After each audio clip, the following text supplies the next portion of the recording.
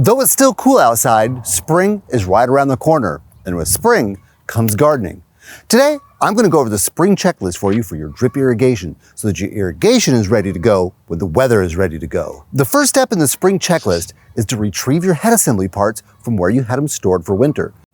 If your timer is battery operated, make sure you grab a pair of fresh batteries before putting it out in the field. That way, it'll keep working all growing season.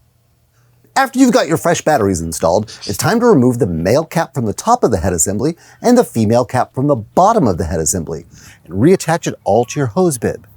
Then, unplug your hose-by tubing adapter and reconnect it to the head assembly so that your drip irrigation is all connected back to the water source. If you missed these steps when winterizing your system, check out our How to Winterize Your Drip Irrigation System video in the top right.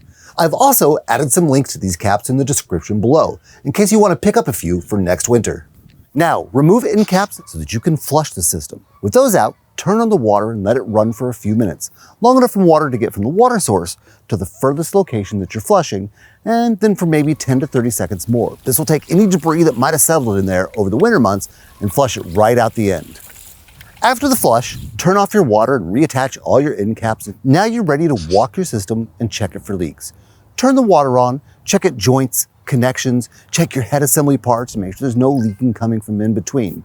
If there is, you can check for the gasket in the female portion. There'll always be a gasket on hose-threaded connections that seals.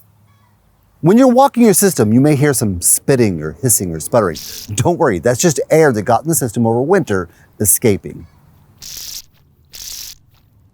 Let the system run like this for about 10 minutes. If you find any clogged, destroyed, or missing drippers, now's a good time to replace them.